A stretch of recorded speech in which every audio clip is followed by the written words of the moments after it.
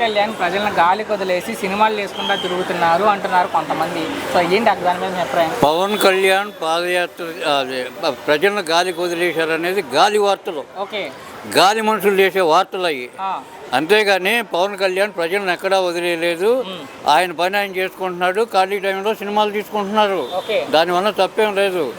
ఈ సీఎంగా ఉండి మంత్రులుగా ఉండి కూడా వాళ్ళ కార్యక్రమాలు చేసుకున్నారు, వాళ్ళ బిజినెస్లు చేసుకున్నారు.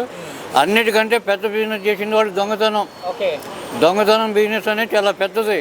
అన్ని గుళ్ళు గోపురాలు అన్నీ కొల్లగొట్టారు. ఈ లిక్కర్లో కొల్లగొట్టారు. జనాన్ని ఎన్ని లక్షల కోట్లు ముంచారో వాళ్ళకి తెలుసు. ఇంకా ప్రజలను వాళ్ళు ఏం చేయాల్సిన పనిలే. ఆ డబ్బు మింగే వాళ్ళని నాశనం చేశారు. కానీ పవన్ కళ్యాణ్ ఈరోజు ఏమీ చెయ్యలేదు. ఆయన ఏమీ చెయ్యరు. ప్రజలకు కావాల్సినటువంటి వస్తువులన్నీ చూస్తున్నారు. ఈ ప్రతి ఇంటికి ప్రతి గృహానికి నల్లా ఇస్తానంటున్నారు. ఆ ఇస్తారు, వాటర్ ఇస్తున్నారు, రోడ్లు వేస్తున్నారు. అన్ని రకాలుగా కూడా రాష్ట్రాన్ని అభివృద్ధి చేస్తున్నారు. ఏదైనా ఇండస్ట్రీస్ వచ్చినా కానీ చంద్రబాబు నాయుడికి బేషరతుగా సపోర్ట్ చేస్తున్నారు. ఒక మేధావికి వెనకమాల ఉన్నటువంటి ఆయన ఆ విధంగా సపోర్ట్ చేయడం వలన మేధావికి ఇంకా ఆత్మస్థైర్యం పెరిగి ఇంకా ప్రజల్లో చొచ్చుకెళ్ళి ఇంకా బాగా చేయగలుగుతారు పనులు కూడా. పవన్ వరకే మాట్లాడుకుంటే పవన్ కళ్యాణ్ గారు సినిమాలు కూడా చేయకూడదని కోర్టులో కూడా వేశారు.